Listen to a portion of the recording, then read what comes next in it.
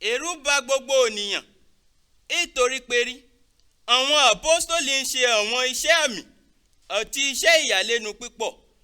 Gbogbo àwọn ìyọ́gbàgbọ́ ń gbé ìrẹ́pọ̀. Wọ́n ń pín gbogbo àwọn ohun ìyè wọn ní. Wọ́n ń ta àwọn ohun ìní wọn. Ó sì ń pín owó náà láàrin ra wọn. Ìpè àìní oníkálùkù.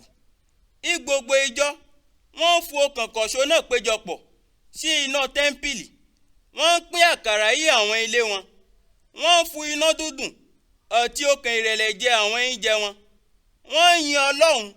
Gbogbo ènìyàn ló sì fẹ́ràn wọn. Olúwa sì ń fún àwọn ìyọ́gbàlà fún kún àpéjọpọ̀ wọn ní gbogbo ìjọ.